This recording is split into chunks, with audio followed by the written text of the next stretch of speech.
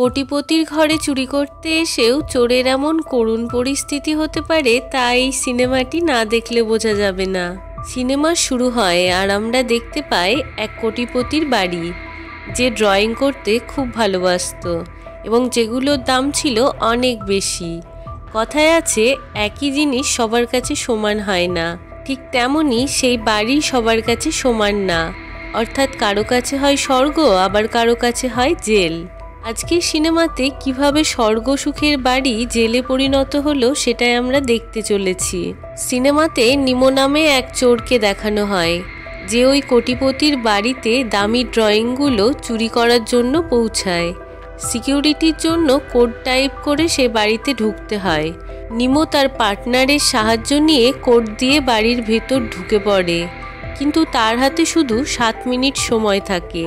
সে বাড়ির ভিতর ঢুকে ড্রয়িংগুলো চুরি করছিল, কিন্তু তার মধ্যে একটি ড্রয়িং খুব দামি ছিল, সেটি সে কিছুতেই খুঁজে পাচ্ছিল না। তার পার্টনারকে বলাতে তার পার্টনার বলে, তুমি অন্য ঘরে গিয়ে ভালো করে খোঁজো।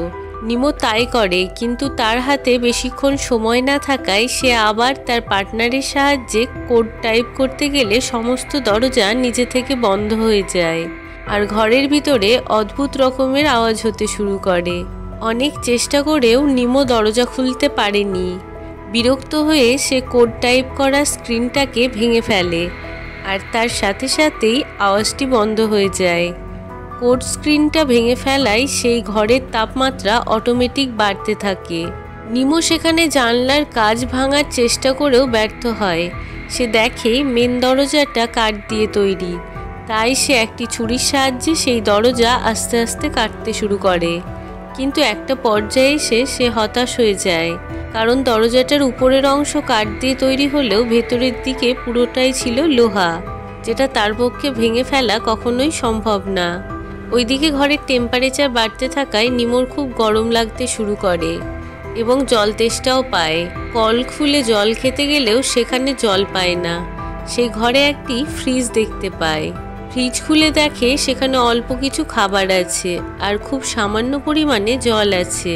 ফ্রিজের দরজা খুলে সে জল খেতে শুরু করে, কিন্তু ফ্রিজের নিয়ম ছিল 20 সেকেন্ড দরজা খোলা থাকলে একটি গান বাজতে শুরু করে। হঠাৎ করে গান বাজতে শুরু করলে নিমো চমকে যায় এবং সঙ্গে সঙ্গে ফ্রিজের দরজা বন্ধ করে দেয়। সোফাতে বসে খাবার খেতে খেতে সে টিভি চালিয়ে ঘরের বাইরে সিসিটিভি ক্যামেরায় সব কিছু দেখতে পায়। সেখানে একটি মেয়েকে দেখে যার নাম জেসমিন। সে ক্লিনিং ডিপার্টমেন্টে ছিল। এই দেখতে দেখতে সেই রাত্রে সোফাতেই ঘুমিয়ে পড়ে। পরের দিন ঘরের মধ্যে একটি জায়গায় জমে থাকা জলে নিজেকে কোনো মতে পরিষ্কার করে। সমস্ত ঘর ঘুরতে গিয়ে তার চোখ পড়ে স্কাইলাইটের উপর, যেটা ছিল অনেক উপরে। সে চিন্তা করে এই ঘর থেকে বের হতে হলে স্কাইলাইটের মাধ্যমেই বেরোতে হবে। তাই সে ওইখানে পৌঁছানোর জন্য ঘরের আসবাবপত্রগুলো স্কাইলাইটের নিচে নিয়ে আসে, কিন্তু ওইদিকে জল ও খাবার দুটোই ফুরিয়ে যায়। একটা সময় সে অ্যাকোয়ারিয়ামে থাকা মাছ খেতেও বাধ্য হয়েছিল। তবে অনেক খোঁজাখুঁজির পর ঘরের মধ্যে সে কুকুরের খাবার দেখতে পায়। সেইগুলোই সে খেতে শুরু করে। তার সাথে সেখানে থাকা ছোট্ট গার্ডেনের পাইপের সাহায্যে খুব অল্প সময়ের জন্য সে কিছুটা জল পায়। ওই জল স্টোর করে সে খেতে শুরু করে। এইভাবে তার খাবার ও জলের অভাব খুব অল্প হলেও দূর হচ্ছিল। একটা সময় সে ক্যামেরায় জেসমিনকে তার ঘরের বাইরে ক্লিন করতে দেখে। খুব চিৎকার করেও, এমনকি দরজাতে বাড়ি মেরেও সে জেসমিনকে ডাকতে ব্যর্থ হয়, কারণ দরজার ওপারে কোনো আওয়াজ যাচ্ছিল না। তাছাড়াও ওখানে থাকা টেলিফোনও কাজ করছিল না। এমনকি সে ওয়াকি টকির সাহায্যেও তার পার্টনারের সাথে যোগাযোগ করতে পারছিল না। সেই ঘরে একাকিত্ব নিমোর উপর খুব প্রভাব ফেলছিল। সে জানালার ওপারে উড়ে আসা পায়রার সাথে গল্প করতে শুরু করে। শুধু তাই না, সে স্বপ্নে ঘরের মালিক ও জেসমিনকে দেখতে পায়।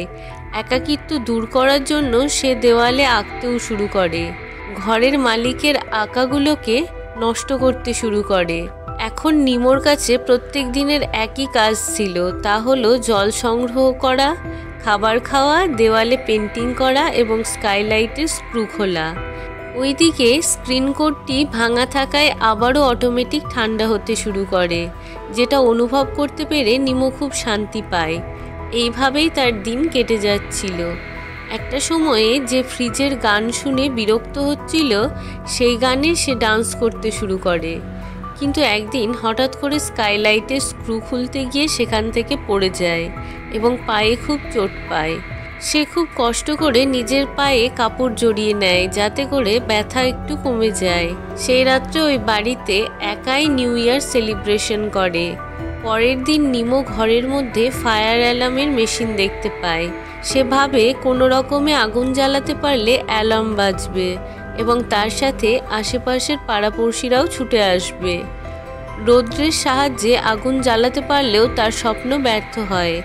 আগুন জ্বালানোতে সমস্ত ঘরে জল পড়তে শুরু করে, সেই সাথে টিভিটাও নষ্ট হয়ে যায়। এতদিন পর্যন্ত একাকিত্ব কাটানোর জন্য সে ওই টিভির সাহায্যে ক্যামেরায় জেসমিন ও অন্যদেরকে দেখতে পাচ্ছিল। জল পড়ে টিভিটি নষ্ট হওয়ায় সে খুব রেগে যায় এবং হতাশ হয়ে পড়ে। কিছু উপায় না পেয়ে সে একটা জায়গায় চুপ করে বসে থাকে। একটা সময় জল পড়া বন্ধ হয়ে যায়।